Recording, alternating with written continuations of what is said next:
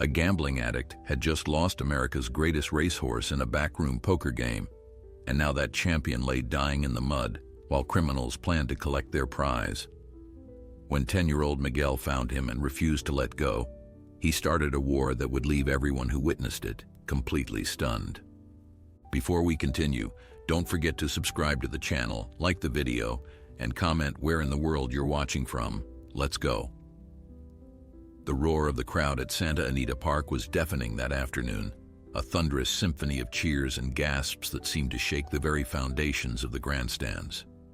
Among the sea of faces, one man stood apart from the rest, his tailored gray suit and silver hair marking him as someone of considerable importance. His name was Richard Harrington, and for the past 15 years, he had been the undisputed king of thoroughbred racing. His horses had won every major championship. His stables were the envy of every breeder in the country, and his fortune was built upon the backs of champions. But today, something was different. Today, Richard Harrington was about to make the biggest mistake of his life. The horse that had carried him to glory stood in the winner's circle, a magnificent chestnut stallion named Sovereign Storm. The animal's coat gleamed like polished copper under the afternoon sun, and a garland of red and white roses draped elegantly around his powerful neck. Sovereign Storm had just won his 12th consecutive race, a feat that had never been accomplished in the history of the sport. The crowd chanted the horse's name, cameras flashed from every direction, and journalists pressed against the barriers, desperate to capture this historic moment. Richard should have been celebrating. Instead, his mind was elsewhere, consumed by a darkness that had been growing inside him for years. You see, Richard Harrington had a secret that very few people knew about. Behind the glamour and the trophies, behind the magazine covers and the television interviews, there was a man who could not resist the thrill of gambling. It had started innocently enough, small wagers here and there, the kind of bets that wealthy men made to pass the time. But over the years, the stakes had grown higher, the risks more dangerous, and the debts more impossible to repay. Tonight, in a private room at one of the most exclusive clubs in Los Angeles, Richard was scheduled to meet with a man named Victor Castellano, a figure whose reputation in certain circles was spoken of only in whispers. The celebration continued around him, but Richard barely noticed. His assistant handed him a golden trophy, and he lifted it mechanically for the photographers, forcing a smile that did not reach his eyes. Sovereign Storm, as if sensing his owner's distress, turned his great head and looked directly at Richard. There was something in those dark, intelligent eyes that seemed almost human, a question perhaps, or maybe a warning. Richard looked away, unable to meet the horse's gaze. He knew what he was about to do, and the shame of it was already eating away at his soul. That evening, as the sun set over the city and painted the sky in shades of orange and purple, Richard Harrington walked into the back room of the Velvet Ace, a private establishment known only to those who moved in the shadows of high society. Victor Castellano was already waiting, seated at a mahogany table with a glass of whiskey in his hand.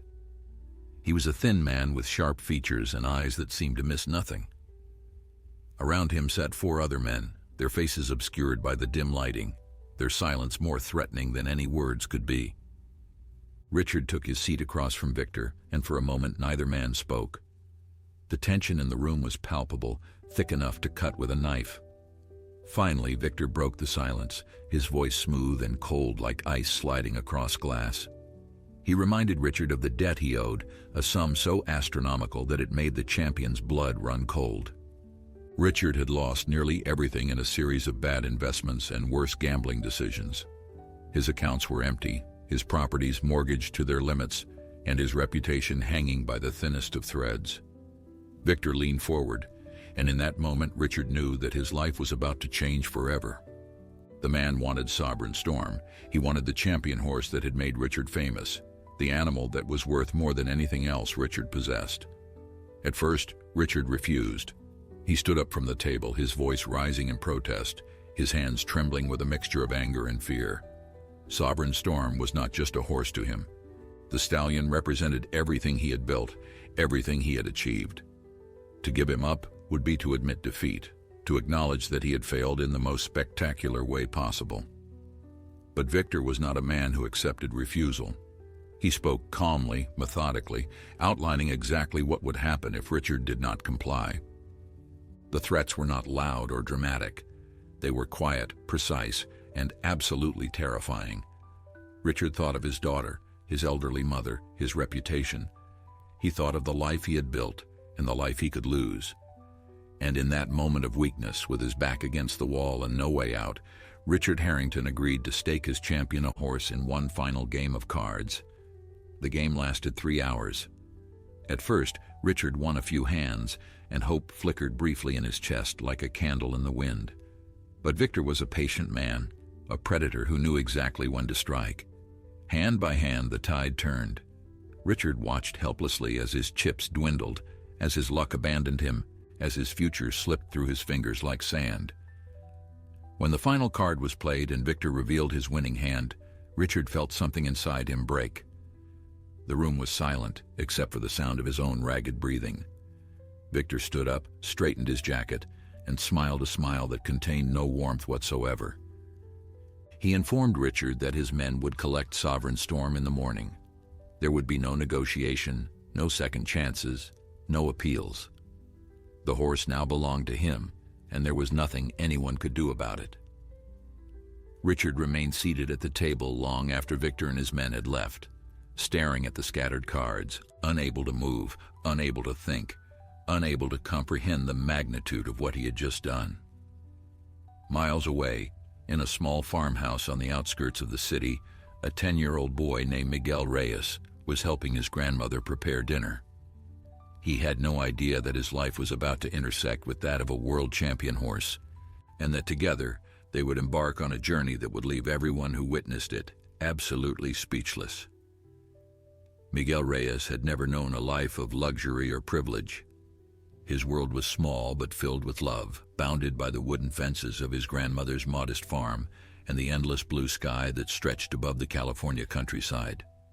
His parents had passed away in a car accident when he was only 4 years old, leaving him in the care of his abuela, Elena, a woman whose heart was as vast as the ocean and whose hands, though weathered by decades of hard work, were always gentle when they touched his face. Together they lived off the land, tending to a small vegetable garden, caring for a handful of chickens, and looking after an old donkey named Pancho, who had been with the family longer than Miguel had been alive. Every morning, Miguel would wake before dawn to help his grandmother with the chores. He would collect eggs from the henhouse, fill the water troughs, and brush Pancho's dusty coat until it shone in the early light. These tasks were not burdens to him, but rather sacred rituals, moments of connection with the animals he loved and the land that had raised him. His grandmother often said that Miguel had a gift, an ability to communicate with animals that went beyond words. She would watch him whisper to the chickens, sing softly to Pancho, and somehow convince even the most stubborn creatures to do exactly what he asked. It was as if they understood him, and he understood them, in a language that only they could speak. School was a challenge for Miguel, not because he lacked intelligence, but because the other children often made fun of his worn clothes and his quiet demeanor. They called him names, laughed at the patches on his jeans, and excluded him from their games. But Miguel never complained. He would come home each afternoon, hug his grandmother, and spend the rest of the day among the animals, where he felt truly at peace. His grandmother worried about him sometimes, wished she could give him more, but she knew that material possessions were not what made a person rich. Miguel had something far more valuable. He had kindness, compassion, and a spirit that refused to be broken by the cruelties of the world. Meanwhile, on the other side of the county, a very different scene was unfolding. True to his word, Victor Castellano sent his men to collect Sovereign Storm the morning after the fateful card game. Richard Harrington stood at the entrance of his stable, watching helplessly as strangers loaded his champion horse into a trailer. Sovereign Storm resisted at first, his powerful legs bracing against the ramp, his eyes wild with confusion and fear. He had never been handled so roughly, never been touched by hands that did not know his name or care about his comfort. The men shouted, pulled at his lead rope, and eventually forced him into the dark interior of the vehicle. Richard wanted to stop them, Every fiber of his being screamed at him to intervene, to fight, to do something. But he knew it was useless. A deal was a deal, especially when that deal was made with Victor Castellano. As the trailer pulled away, kicking up a cloud of dust that hung in the morning air like a shroud, Richard felt tears streaming down his face. He had betrayed the only true friend he had ever had, and the weight of that betrayal would haunt him for the rest of his days. Sovereign Storm looked back through the small window of the trailer, and in that final moment, their eyes met. Richard saw no anger in the horse's gaze, only a deep and profound sadness that cut him to the very core of his soul. Victor Castellano had no interest in racing Sovereign Storm. For him, the horse was merely a trophy, a symbol of his power over men like Richard Harrington. He kept the stallion in a rundown facility on the outskirts of his property, a place where forgotten animals were stored like old furniture in an attic. The stables were dark, dirty, and neglected. The water troughs were rarely filled, the hay was moldy, and the caretakers were men who viewed their work as punishment rather than privilege. Sovereign Storm, who had once galloped across manicured tracks before crowds of thousands, now stood alone in a cramped stall, his magnificent spirit slowly fading with each passing day. Weeks turned into months, and the champion horse began to change. His coat, once gleaming and lustrous, grew dull and matted. His eyes, which had sparkled with intelligence and fire, became hollow and distant. He stopped eating properly, lost weight, and developed a persistent cough that rattled through his chest like stones in an empty barrel. The men who worked at the facility noticed but did not care. To them, Sovereign Storm was just another animal, no different from the dozens of neglected creatures that filled Victor's forgotten stables. They did not see the champion. They did not see the legacy. They saw only another mouth to feed, another problem to ignore. One night, during a terrible storm that tore across the region with unprecedented fury, something happened that would change everything. Lightning struck a transformer near the facility, plunging the entire property into darkness. In the chaos that followed, a section of fence collapsed under the weight of a fallen tree. Sovereign Storm, driven by instinct and desperation, saw his chance and took it. He pushed through the gap in the fence, his weakened body finding strength in the promise of freedom, and disappeared into the howling night. For hours the stallion ran through the darkness, rain lashing against his body, thunder roaring overhead like the voice of an angry god. He had no destination, no plan, only the primal need to escape, to survive, to find something better than the hell he had left behind. By the time dawn broke and the storm finally subsided, Sovereign Storm found himself in unfamiliar territory. His legs trembled with exhaustion, his lungs burned with every breath, and his body ached in ways he had never experienced before. He collapsed near a small creek, his great head resting on the muddy bank, his eyes closing as unconsciousness claimed him. He did not know that just over the hill, less than a mile away, a 10-year-old boy named Miguel Reyes was waking up to begin his morning chores. He did not know that fate was about to bring them together, and he certainly did not know that this small, humble child would be the one to save him from the darkness and show the world what true courage really looked like.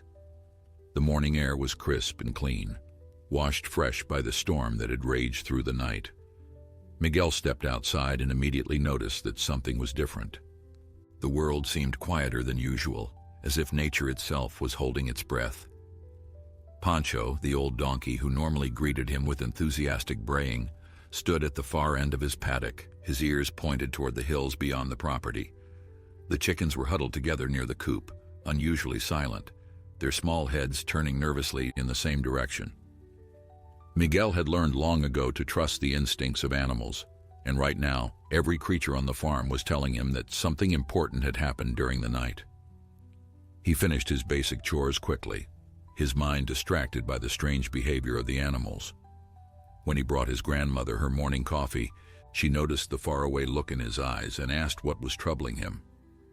Miguel tried to explain, but the words felt inadequate. It was more of a feeling than anything he could articulate, a pull in his chest that seemed to be guiding him toward something unknown. His grandmother, wise in the ways of the world and wiser still in the ways of her grandson, simply nodded and told him to follow his heart. She reminded him to be careful, to stay within sight of the farm, and to come back before the sun reached its peak in the sky. Miguel set off across the fields, his worn sneakers crunching against the damp grass.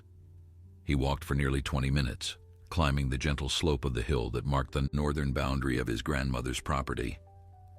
When he reached the top and looked down into the valley below, his breath caught in his throat. There, lying motionless beside the creek, was the most beautiful horse he had ever seen. Even from a distance, even covered in mud and clearly in distress, the animal possessed a majesty that took Miguel's breath away. His legs carried him down the hill before his mind could catch up, his heart pounding with a mixture of fear and excitement. As he approached, Miguel slowed his pace, remembering everything his grandmother had taught him about approaching frightened animals. He made himself small, kept his movements slow and deliberate, and began speaking in a soft, gentle voice. He did not know what words he used. Perhaps they were words at all, or perhaps they were simply sounds, melodies of comfort that flowed from his heart without conscious thought. The horse lifted his head slightly at the sound, his dark eyes focusing on the small figure approaching through the morning mist. There was fear in those eyes, but there was also something else, something that looked almost like hope. Miguel knelt beside the fallen stallion, his small hands trembling as he reached out to touch the matted coat. The horse flinched at first, muscles tensing beneath the skin, but Miguel did not pull away. He continued speaking, continued pouring out his soul in that wordless language of compassion, and gradually, miraculously, the horse began to relax. Up close, Miguel could see the true extent of the animal's condition. The ribs were visible beneath the dull coat, the legs were covered in cuts and scratches, and the breathing was labored and uneven. This horse had been through something terrible, and Miguel felt a fierce determination rising within him. He would not let this magnificent creature die alone by a creek. He would save him, no matter what it took. Getting the horse to stand was the first challenge. Miguel tried everything he could think of, coaxing, encouraging, even attempting to physically lift the massive animal. Nothing worked. The horse was too weak, too exhausted, too broken by whatever ordeal had brought him to this place. Tears of frustration began to well in Miguel's eyes, but he refused to let them fall. He sat down beside the horse, placed his hand on the great neck, and simply stayed there, offering his presence as a comfort. Minutes passed, then an hour. The sun climbed higher in the sky, and still Miguel did not move. He talked to the horse about his life, about his grandmother, about Pancho and the chickens. He told him about his parents, about the loneliness he felt at school, about his dreams of one day having a horse of his own. And then something remarkable happened. The horse turned his head and looked directly at Miguel, and in that moment a connection was formed that would prove stronger than steel. It was as if the animal had been listening, truly listening, and had decided that this small human was worthy of his trust. With a tremendous effort, Sovereign Storm gathered his remaining strength and pushed himself up onto his trembling legs. Miguel scrambled to his feet, his heart soaring with joy, and positioned himself beside the horse to offer whatever support his small body could provide. Together, step by agonizing step, they began the long journey back to the farm. The walk took nearly 2 hours. Several times the horse stumbled, and Miguel thought they would both collapse. But each time the boy found reserves of strength he did not know he possessed, and each time the horse found the will to continue. They moved as one, two broken souls supporting each other through the darkness, and by the time they finally reached the farm, both were utterly exhausted. Miguel's grandmother was waiting at the gate, her weathered face a mask of astonishment, as she watched her grandson emerge from the fields, leading a horse that looked like it had walked straight out of a nightmare. She did not ask questions, not then. There would be time for explanations later. Instead, she simply opened the gate to the small barn where Pancho slept and helped Miguel guide the trembling horse inside. They worked together in silence, spreading fresh hay on the ground, filling a bucket with clean water, and covering the horse with an old blanket that smelled of lavender and memories. When the horse finally lay down on the soft bedding and closed his eyes, Miguel sat beside him, his hand resting gently on the rising and falling chest. His grandmother watched from the doorway, tears glistening in her eyes, knowing that she was witnessing something sacred, something that would change their lives forever.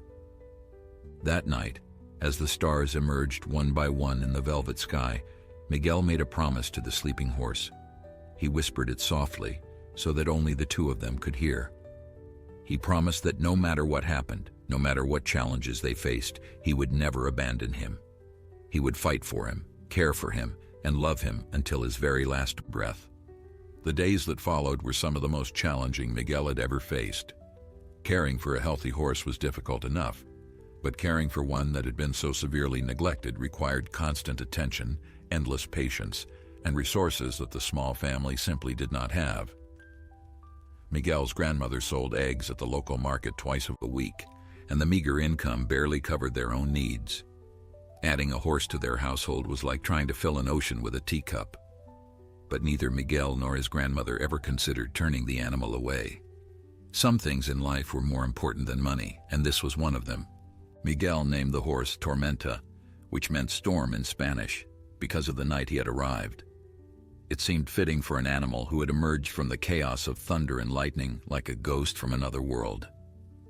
Tormenta responded to the name almost immediately, lifting his head whenever Miguel called it, as if recognizing that this word belonged to him now. The old identity, the champion called Sovereign Storm who had won trophies and broken records, was fading into memory. In this small barn, surrounded by the smell of hay and the gentle presence of a boy who loved him unconditionally, a new identity was being born. The first week was critical.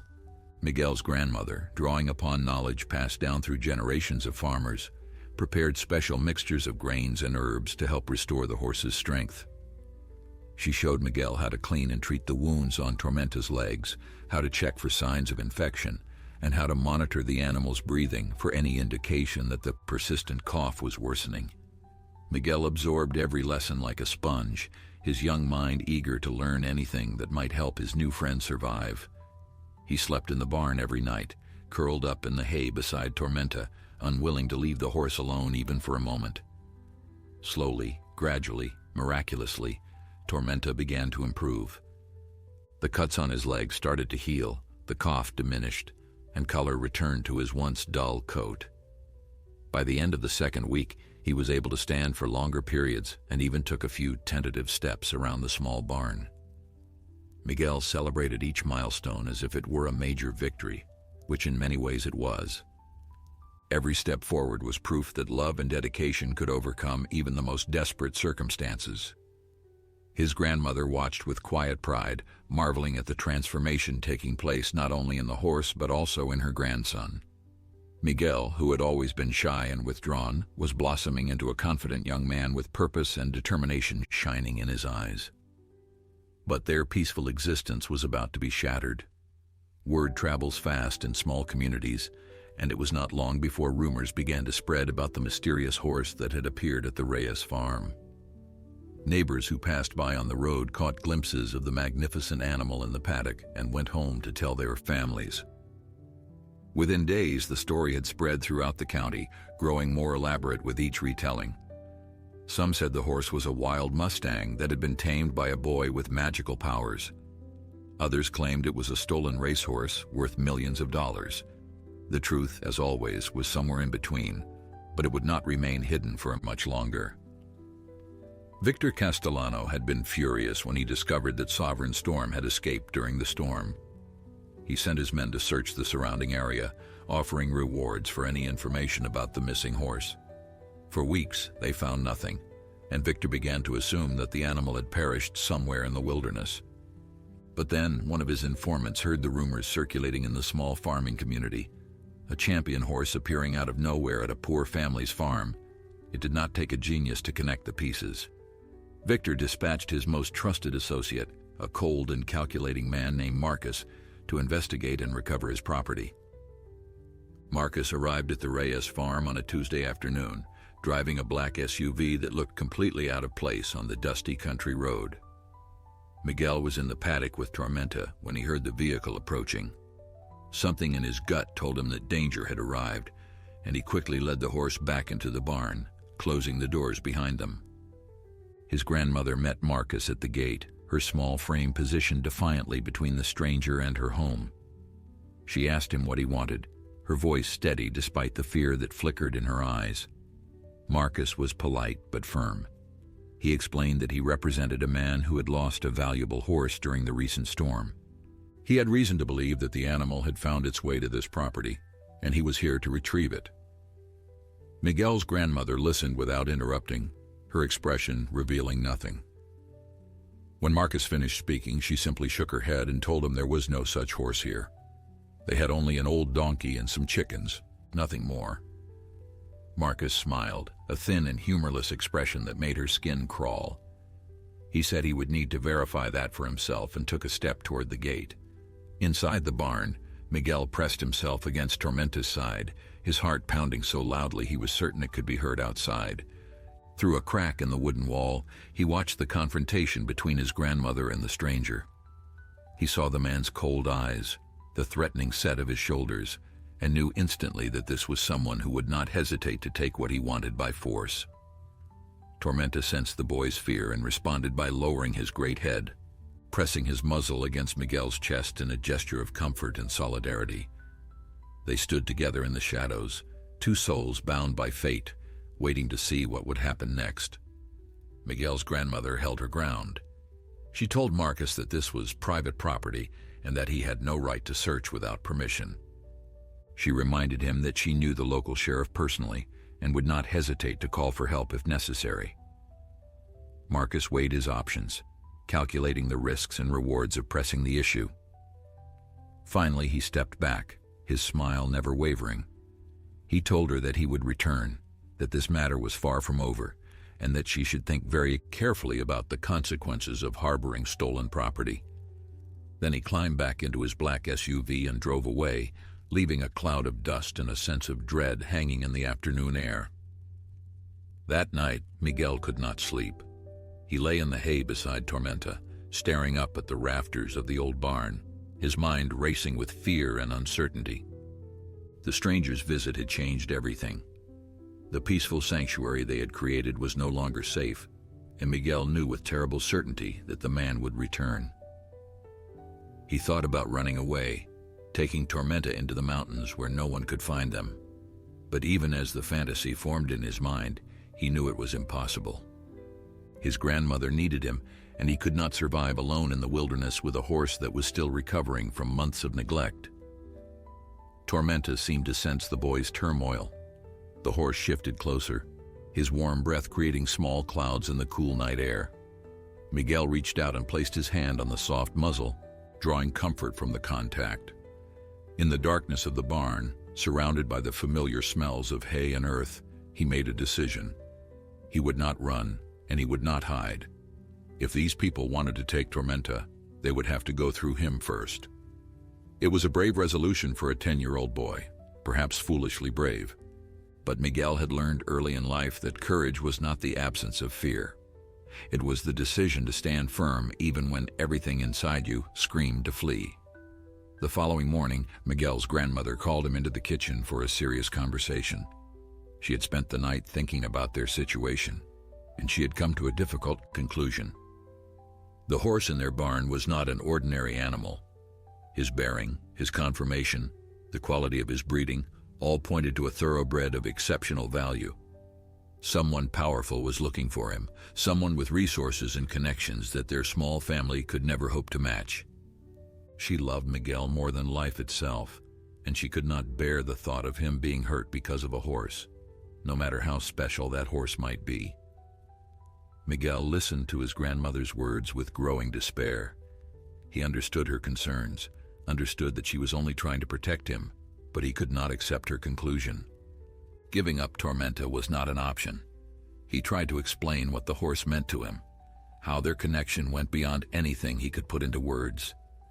He told her about the promise he had made, the vow to never abandon his friend no matter what challenges they faced. Tears streamed down his cheeks as he spoke, and his grandmother felt her resolve weakening with every word. She had always known that her grandson was special, but in that moment, she saw something else in him. She saw the man he would one day become, a man of principle and honor, a man who would stand up for what was right even when the whole world stood against him. In the end, they reached a compromise. Miguel's grandmother would reach out to some old friends, people who might be able to help them navigate the complicated situation they found themselves in. There was a lawyer in town who owed her a favor, and a journalist who had written about animal welfare issues in the past. Perhaps together they could find a way to protect Tormenta legally, to establish that the horse had been abandoned and therefore was no longer the property of whoever had neglected him so terribly. It was a long shot, but it was better than simply waiting for the men in the black SUV to return. While his grandmother made phone calls and sent messages, Miguel devoted himself entirely to Tormenta's recovery. The horse was improving daily now, his strength returning with remarkable speed.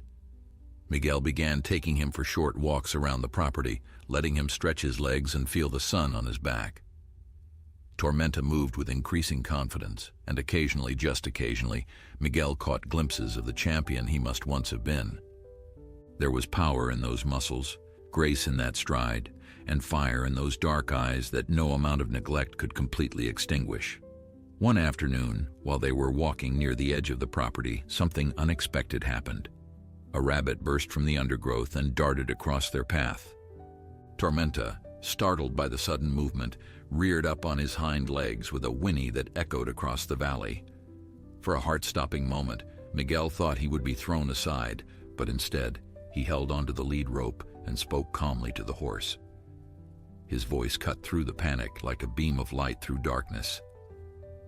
Tormenta's front hooves returned to the earth, his breathing slowed, and he turned to look at Miguel with an expression that seemed almost apologetic. That incident revealed something important. Beneath the wounds and the weakness, beneath the trauma of months of mistreatment, Tormenta was still a spirited animal with fire in his soul. He had not been broken, only bent, and with proper care and love, he was straightening back into the magnificent creature he was born to be. Miguel felt a surge of pride and determination. This horse deserved more than a life of hiding and fear. He deserved to run again, to feel the wind in his mane, to know the joy of being truly alive. And somehow, some way, Miguel was going to make that happen. The days passed, and news began to trickle in from Miguel's grandmother's inquiries. The lawyer had agreed to look into the legal aspects of the situation, though he warned that cases involving valuable animals were often complicated and unpredictable. The journalist was intrigued by the story but cautious about pursuing it without more concrete evidence of wrongdoing. Everything seemed to be moving at a frustratingly slow pace, while the threat of the men returning hung over the farm like a storm cloud waiting to burst. Then, one evening, everything changed. Miguel's grandmother received a phone call that made her face go pale. She listened without speaking for several minutes, her hand gripping the receiver so tightly that her knuckles turned white. When she finally hung up, she sat down heavily in her chair and looked at Miguel with an expression he had never seen before. It was a mixture of hope and fear, excitement and dread, all swirling together in her weathered eyes. She had discovered the truth about Tormenta, the whole truth, and it was more incredible than either of them could have imagined. The horse in their barn was not just any thoroughbred. He was Sovereign Storm, the most famous racehorse in the country, and his disappearance had made national news. The revelation hit Miguel like a thunderbolt. Sovereign Storm. He had heard the name before, seen it in headlines and on television screens in store windows when he walked through town. This was the horse that had won championship after championship, the horse that people called a living legend, the horse whose image had graced magazine covers and inspired countless dreams. And now this same horse was standing in his grandmother's barn, eating hay from his hands, pressing his muzzle against his chest in moments of quiet affection. The enormity of it was almost too much to comprehend. Miguel's grandmother explained everything she had learned. The phone call had been from the journalist, who had done some digging after their initial conversation. Sovereign Storm had been owned by Richard Harrington, a wealthy businessman who had dominated the racing world for over a decade. But several months ago, rumors had begun circulating that Harrington had fallen on hard times, that gambling debts had consumed his fortune, and that he had been forced to surrender his prized horse to settle accounts with dangerous people. The official story was that Sovereign Storm had been retired to a private facility, but the journalist suspected something darker. When he heard about the neglected horse that had appeared at the Reyes farm, he began to connect the dots. For Miguel, this information created a confusing swirl of emotions. Part of him felt validated, knowing that his instincts about Tormenta being special had been correct all along. But another part felt a deep sadness for the horse, imagining what he must have endured in the months between his glory days and his appearance at their farm. How could anyone treat such a magnificent creature so cruelly? How could a champion be reduced to a skeleton covered in matted fur, abandoned in a run-down stable like worthless garbage? The injustice of it burned in Miguel's chest, fueling his determination to protect Tormenta no matter what the cost. But the revelation also brought new dangers. If Tormenta was truly Sovereign Storm, then the men who had come looking for him were not going to give up easily. The journalist had warned Miguel's grandmother that Victor Castellano, the man who had supposedly won the horse from Harrington, was not someone to be trifled with. He had connections in both the legitimate business world and the criminal underworld, and he was known for getting what he wanted through whatever means necessary. The small farm that had once seemed like a safe haven now felt terribly exposed, a tiny island of vulnerability in a sea of predators. That night, Miguel sat with Tormenta in the barn, speaking to him in low tones about everything they had discovered. He did not know if the horse could understand his words, but he believed with all his heart that Tormenta could understand his meaning. He told him about Sovereign Storm, about the championships and the glory that now seemed like a distant dream. He asked if Tormenta remembered those days, if somewhere deep inside he still carried the spirit of the champion he had once been. The horse listened quietly, his dark eyes reflecting the flickering light of the lantern, and when Miguel finished speaking, Tormenta lowered his head and rested it gently on the boy's shoulder. The journalist arrived at the farm 2 days later, a middle-aged man named David Chen, who carried a notepad, a camera, and a burning desire to expose the truth. He spent hours documenting Tormenta's condition, taking photographs of the scars on his legs, the patches where his coat had not yet fully grown back, the hollows beneath his eyes that spoke of months of suffering. He interviewed Miguel and his grandmother, recording their account of how the horse had appeared during the storm and the painstaking process of nursing him back to health. And when he was finished, he sat with them at the kitchen table and outlined his plan. David intended to write an article exposing what had happened to Sovereign Storm. He would document the horse's fall from grace, the suspected abuse and neglect, and the miraculous rescue by a 10-year-old boy from a humble farming family. The story would be published in a major newspaper, accompanied by photographs that would make it impossible for anyone to deny the truth. Public opinion, David believed, was a powerful weapon. Once people saw what had been done to their beloved champion, they would demand justice. Victor Castellano might be powerful, but he was not immune to public outrage. Miguel listened to the plan with a mixture of hope and anxiety. He wanted to believe that the article would solve all their problems, that the truth would set them free. But he had learned enough about the world to know that powerful men did not surrender their claims easily. Victor Castellano had already sent his associate Marcus to the farm once, and Miguel had no doubt that he would come again. The question was whether the article would be published before Castellano made his move. The answer came sooner than anyone expected. 3 days after David's visit, Marcus returned to the farm. This time, he was not alone. 2 other men accompanied him, large and intimidating figures who stood behind him like shadows as he approached the gate. Miguel was in the paddock with Tormenta when they arrived, and his blood ran cold at the sight of them. His grandmother emerged from the house, her face set in a mask of determined defiance, and positioned herself between the men and her grandson. Marcus wasted no time on pleasantries. He informed them that his employer was aware of their attempts to involve outside parties in what he considered a private matter. He made it clear that Victor Castellano was not pleased and that patience was running thin. They had 48 hours to surrender the horse voluntarily, or measures would be taken to recover him by force. The threat was delivered calmly, almost casually, as if they were discussing the weather rather than the destruction of a family's life. Miguel's grandmother stood her ground, but Miguel could see her hands trembling at her sides.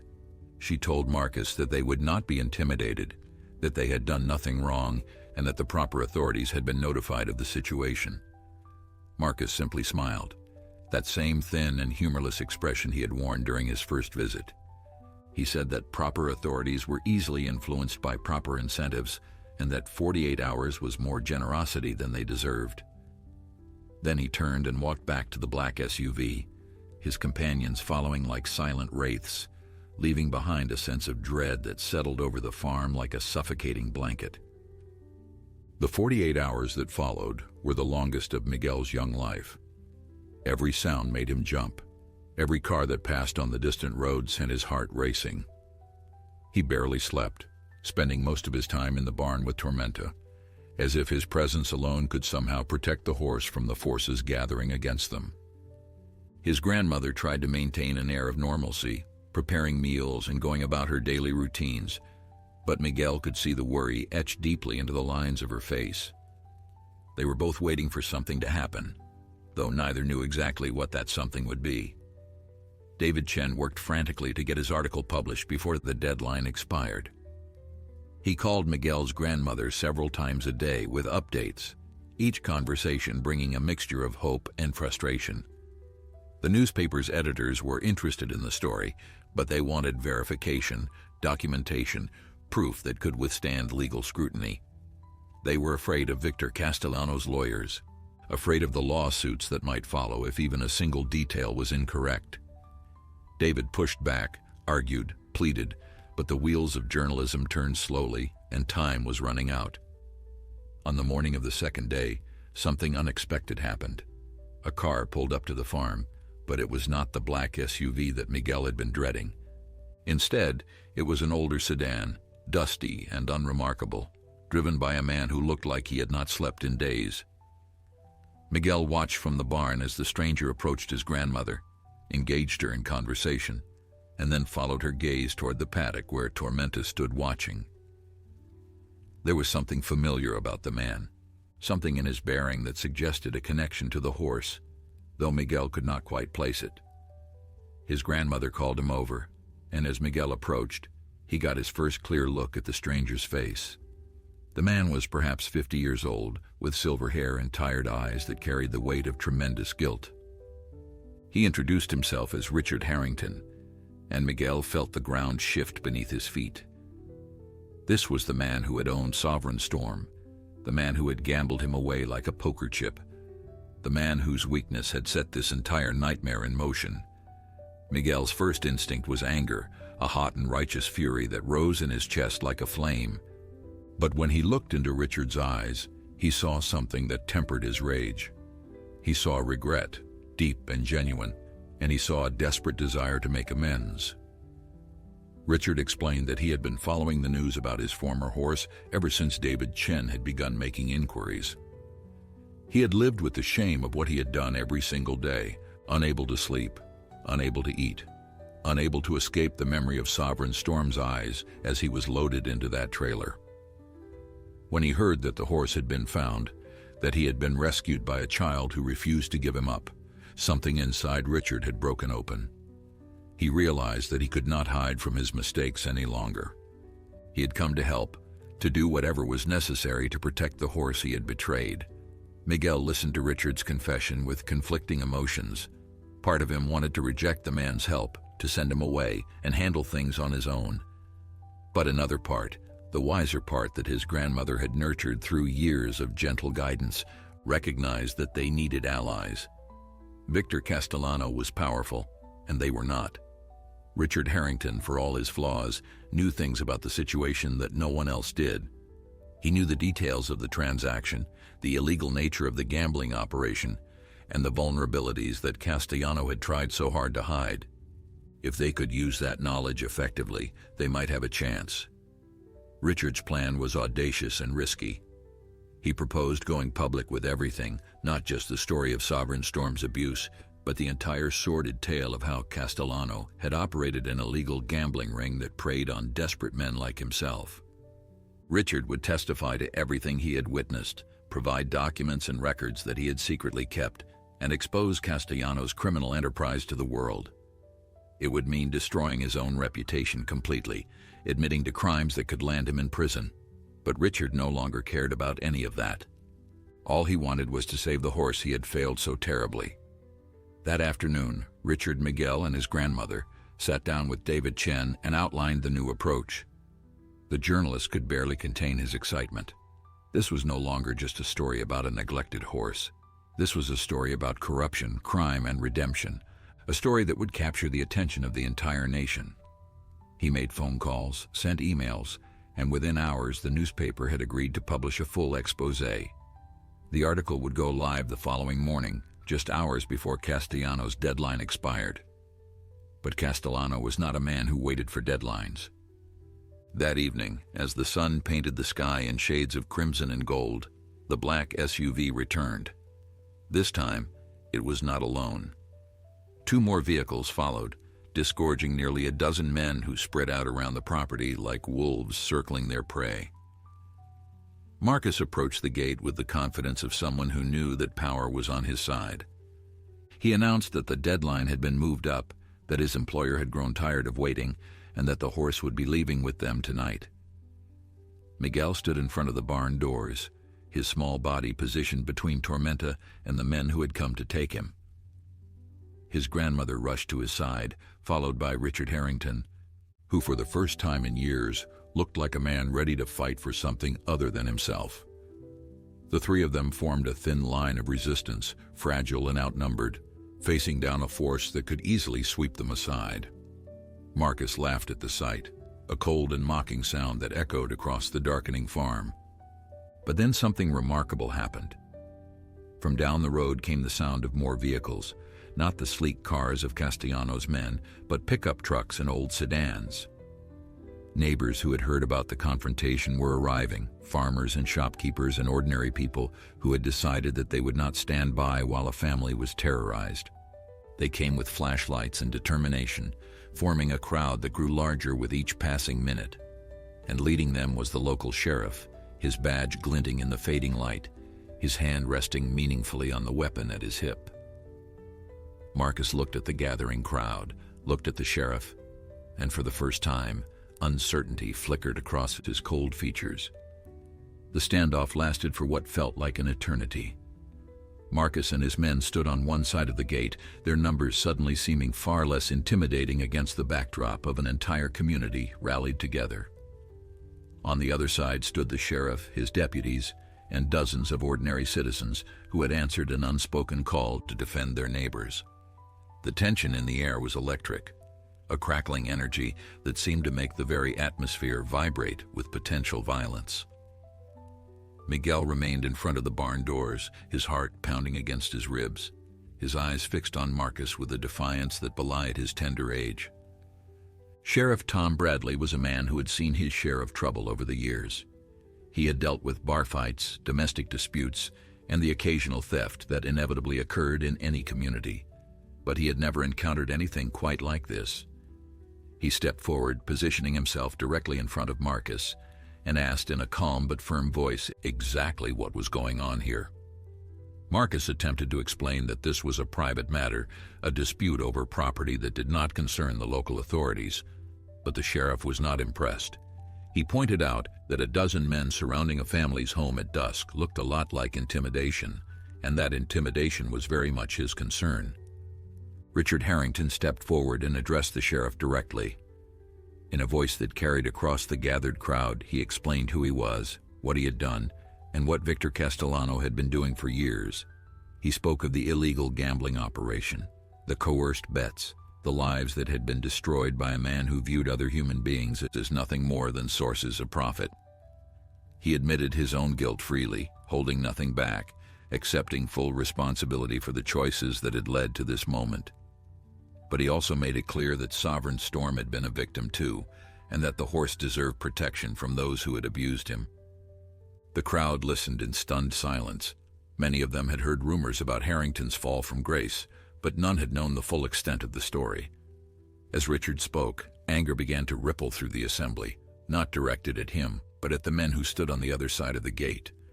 These were people who worked hard for everything they had, who treated their animals with respect and their neighbors with kindness.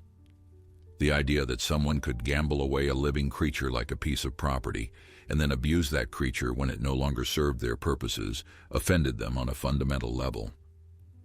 Marcus realized that the situation was slipping beyond his control.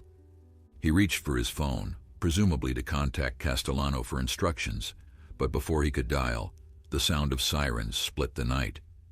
More law enforcement vehicles were approaching, their red and blue lights painting the darkness in alternating flashes of color. David Chen had made some calls of his own, and the state police had responded with impressive speed. Within minutes, the farm was surrounded by officers who outranked and outnumbered anything Marcus could have anticipated. The men who had come to take Tormenta by force suddenly found themselves answering questions and providing identification. The next few hours were a blur of activity. Officers took statements from everyone involved, including Miguel, whose account of finding and rescuing Tormenta moved several hardened deputies to visible emotion. Richard Harrington was taken into custody, as he had known he would be, but he went willingly, even gratefully, as if the handcuffs were lifting a burden rather than adding one. Before he was led away, he approached Miguel and knelt down to meet the boy's eyes. He thanked him for doing what he himself had been too weak to do, for showing the kind of courage that Richard had lost somewhere along the way. Then he was gone, disappearing into the back of a police car that carried him toward an uncertain future. Marcus and his associates were detained for questioning, and within days the investigation into Victor Castellano's operations had expanded far beyond anything he could have imagined. David Chen's article was published as planned, and it sparked a media firestorm that consumed the news cycle for weeks. Journalists descended on the small farming community, all of them wanting to interview the 10-year-old boy who had rescued America's most famous racehorse. Miguel's face appeared on television screens across the country, his story told and retold until it had become something almost mythical in its proportions. Through it all, Miguel remained focused on what mattered most. He continued caring for Tormenta, maintaining the routines they had established during those first desperate weeks of recovery. The horse was stronger now than he had been in months, his coat gleaming, his eyes bright with renewed vitality. Veterinarians who examined him declared his recovery nothing short of miraculous, a testament to the quality of care he had received from a boy who had no formal training but possessed something far more valuable. He had heart, they said, and that heart had saved a champion. The legal proceedings that followed were complicated and drawn out. Victor Castellano, faced with overwhelming evidence of his criminal activities, attempted to flee the country but was apprehended at the border. His assets were frozen, his operations dismantled, and his reign of intimidation brought to a decisive end. The question of who legally owned Sovereign Storm became a matter for the courts to decide, with multiple parties claiming various rights to the famous animal. Richard Harrington, from his prison cell, formally renounced any claim to the horse, stating that he had forfeited that right when he abandoned his responsibility. Miguel's grandmother, with the help of lawyers who had volunteered their services after reading about the case, filed a petition arguing that the horse had been abandoned and subsequently rescued by her grandson. They presented evidence of the abuse Tormenta had suffered, the condition he had been in when Miguel found him, and the extensive care that had been required to save his life. The case wound its way through the legal system, generating headlines at every turn, until finally it landed before a judge who would determine the horse's fate once and for all. The courtroom was packed on the day of the hearing. Journalists, animal rights advocates, and ordinary citizens who had been following the story all crowded together, waiting to hear the verdict. Miguel sat in the front row beside his grandmother, his hands clasped tightly in his lap, his eyes fixed on the judge's bench. Tormenta was not present, of course, but Miguel felt his spirit there nonetheless, felt the connection that had grown between them over months of shared struggle and unwavering devotion. Whatever happened next, Miguel knew that bond could never be broken. The judge was a woman in her 60s named Margaret Sullivan, known throughout the legal community for her fairness and her no-nonsense approach to the law. She had presided over countless cases during her long career, But even she admitted that this one was unlike anything she had ever encountered. The facts were extraordinary, the emotions were intense, and the public interest was unprecedented. She had received thousands of letters from people across the country, all of them urging her to rule in favor of the boy who had saved the champion horse. But Judge Sullivan was not one to be swayed by popular opinion. She would decide this case based on the law and the evidence, nothing more and nothing less. The hearing began with statements from the various parties involved. Lawyers representing the remnants of Victor Castellano's organization argued that the horse was legally his property, regardless of how he had acquired it or how he had treated it afterward. They presented contracts and documents, paper trails that supposedly established an unbroken chain of ownership. Their arguments were technical and precise, devoid of any emotion or acknowledgement of the suffering that their client had caused. Miguel listened to them speak and felt a cold anger settling in his stomach. These people did not see Tormenta as a living being with feelings and dignity. They saw only an asset, a commodity to be bought and sold and exploited. Then it was the turn of Miguel's lawyers to present their case. They called witnesses who testified to the condition of the horse when he was found, veterinarians who described the extent of his injuries and neglect, and neighbors who had watched Miguel dedicate himself to Tormenta's recovery with a devotion that defied his young age. They argued that under applicable law, an animal that had been abandoned and subsequently rescued by another party could be claimed by the rescuer, especially when the original owner had demonstrated such egregious disregard for the animal's welfare. The courtroom listened intently, and even Judge Sullivan seemed moved by some of the testimony. The most powerful moment came when Miguel himself was called to the stand. His grandmother had been reluctant to let him testify, worried about the pressure it would place on his young shoulders. But Miguel had insisted. He needed to speak for Tormenta, needed to make the judge understand what the horse meant to him and what he believed he meant to the horse. He walked to the witness stand with his head held high, his worn jeans and simple shirt a stark contrast to the polished attorneys and well-dressed spectators that surrounded him. When he was sworn in and asked to tell his story, he spoke from the heart. Miguel described the morning he had found Tormenta, the way the horse had looked lying by the creek, more dead than alive. He talked about the weeks of sleepless nights, the constant worry, the small victories that had marked each step of the recovery. He explained how he had talked to Tormenta, sung to him, shared his own fears and dreams with an animal that somehow seemed to understand. His voice trembled at times, and tears glistened in his eyes, but he never wavered. He looked directly at Judge Sullivan and told her that Tormenta was not just a horse to him. He was family. He was his best friend, and no amount of money or legal maneuvering could change what they had built together. When Miguel finished speaking, the courtroom was silent. Several spectators were openly weeping, and even some of the journalists had to wipe their eyes. Judge Sullivan studied the boy for a long moment, her expression unreadable. Then she called a recess, announcing that she would deliver her ruling the following morning. The wait was agonizing. Miguel and his grandmother returned home, surrounded by supporters who assured them that everything would be fine, but uncertainty gnawed at them throughout the night. The next morning, the courtroom was even more crowded than before. People who had been unable to get seats stood in the hallways, straining to hear what would happen. Miguel sat in the same spot as the day before, his grandmother's hand clasped tightly in his own. When Judge Sullivan entered and took her seat, the room fell into a hush so complete that the ticking of the clock on the wall seemed deafening. She arranged her papers, cleared her throat, and began to speak. Judge Sullivan acknowledged that this case had presented her with unique challenges. The law regarding animal ownership was not always clear, especially in situations involving abandonment and rescue.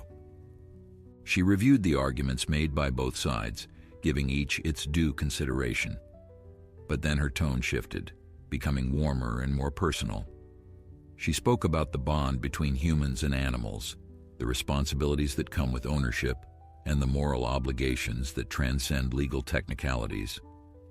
She noted that the law was meant to serve justice, and that justice in this case was abundantly clear. The judge ruled in favor of Miguel Reyes. She declared that Sovereign Storm, now known as Tormenta, had been effectively abandoned by his previous owners, and that the boy who had rescued him had demonstrated a level of care and commitment that far exceeded any legal standard. She granted full ownership of the horse to Miguel and his grandmother, with no conditions or restrictions. Furthermore, she ordered that the proceeds from the seized assets of Victor Castellanos' criminal enterprise be used to establish a fund for the care of abused and neglected animals, a fitting legacy for a case that had captured the nation's heart. The courtroom erupted in cheers. People hugged each other, cried tears of joy, and rushed to congratulate Miguel and his grandmother. Journalists shouted questions, cameras flashed, and for a moment the solemn halls of justice were transformed into a celebration of everything that was good and right in the world. Miguel stood in the middle of it all, overwhelmed by emotion, unable to fully process what had just happened. His grandmother embraced him tightly, whispering words of love and pride into his ear. But even as the celebration swirled around him, Miguel's thoughts were elsewhere. He was thinking about Tormenta, waiting back at the farm, unaware of the drama that had unfolded in the courtroom. He was thinking about the promise he had made on that first night, the vow to never abandon his friend no matter what challenges they faced. He had kept that promise, and now the future stretched before them like an open road, full of possibilities that neither of them could have imagined when they first found each other on that storm-swept morning. The weeks that followed the court ruling were unlike anything Miguel had ever experienced. News crews continued to visit the farm, documenting the remarkable story of the boy and his horse for audiences around the world. Letters poured in from every corner of the globe, from children who had been inspired by Miguel's courage, from adults who had been moved by his devotion, and from animal lovers who saw in Tormenta's rescue a symbol of hope for all creatures who suffered at the hands of those who should have protected them. The small farm that had once been a quiet refuge was now famous, though Miguel did his best to maintain the peaceful routines that he and Tormenta had established during those first difficult weeks. Tormenta's transformation continued to astonish everyone who witnessed it. The horse who had once been a skeleton covered in matted fur was now a picture of health and vitality. His coat gleamed like burnished copper in the sunlight, his muscles rippled with renewed strength, and his eyes sparkled with an intelligence and joy that had been missing for far too long. Veterinarians who examined him declared that his recovery was complete, that there was no physical reason he could not return to the activities he had once excelled at. The question was whether Tormenta wanted to run again, and that was something only he could answer. One morning, about 2 months after the court ruling, Miguel took Tormenta to a large open field that bordered his grandmother's property. It was a beautiful day, the sky a perfect blue dotted with cotton clouds, the air fresh and clean with the scent of wildflowers. Miguel removed the lead rope and stepped back, giving Tormenta the freedom to do whatever he wished. For a long moment, the horse simply stood there, his head raised, his nostrils flaring as he took in the vastness of the space before him. Then something seemed to ignite within him, a spark of the fire that had once made him a champion. Tormenta began to run. At first it was just a trot, tentative and exploratory, as if he was testing muscles that had been dormant for too long. But then the trot became a canter, and the canter became a gallop, and suddenly Tormenta was flying across the field with a speed and grace that took Miguel's breath away. The boy watched in wonder as the horse stretched out, his powerful legs eating up the ground, his mane streaming behind him like a banner. In that moment, Miguel saw not the broken creature he had rescued from the creek, but the champion he had always known was hiding inside. Sovereign Storm had returned. Word of Tormenta's recovery reached the racing community, and soon representatives from various organizations began approaching Miguel and his grandmother with proposals. They wanted Tormenta to compete again, to return to the tracks where he had once reigned supreme. The offers were generous, promising wealth and fame beyond anything the small family had ever imagined. But Miguel was wary. He had seen what the racing world had done to Tormenta once before, and he was determined not to let it happen again. He would not allow his friend to be exploited, no matter how much money was involved. In the end, a compromise was reached. A prestigious racing organization proposed a special exhibition event, not a competition, but a celebration. where Tormenta would run one final time before a crowd that had followed his story from the beginning. All proceeds would go to the animal welfare fund that Judge Sullivan had established, and Miguel would be by Tormenta's side throughout the entire event. After much discussion with his grandmother and careful consideration of what was best for the horse, Miguel agreed. Tormenta deserved to have his moment of glory, to show the world that he was still the champion he had always been. The day of the exhibition arrived with great fanfare. Santa Anita Park, the same track where Tormenta had won his last official race, was filled to capacity. People had come from all over the country to witness this unique event, to see with their own eyes the horse who had captured their hearts and the boy who had saved him. Miguel stood in the paddock with Tormenta, speaking softly to him as he had done so many times before. He told him that he did not have to prove anything to anyone, that he was already a champion in every way that mattered. Tormenta listened, his dark eyes fixed on Miguel's face, and then he nudged the boy gently with his muzzle, as if to say that he understood. When Tormenta emerged onto the track, the crowd erupted in a standing ovation that seemed to shake the very foundations of the grandstands. Miguel walked beside him, holding the lead rope, his worn jeans and simple shirt a striking contrast to the elegant surroundings. They made their way to the starting position, and then Miguel stepped back, releasing Tormenta to run free. The starting bell rang, and Tormenta launched forward with an explosion of power that left the spectators gasping. He ran like the wind, like lightning, like freedom itself, given physical form. The crowd cheered and wept as they watched him circle the track, his body moving with a perfection that seemed almost supernatural. When he crossed the finish line, the applause was thunderous, a tidal wave of sound that washed over the track and carried with it all the love and admiration of a nation. Miguel ran to meet him, throwing his arms around Tormenta's neck, tears of joy streaming down his face. In that moment, standing before thousands of people, they were not a boy and a horse. They were two souls who had found each other in the darkness and emerged together into the light. Years later, when people asked Miguel about that day, he would smile and say that it was not the cheering crowd or the television cameras that he remembered most.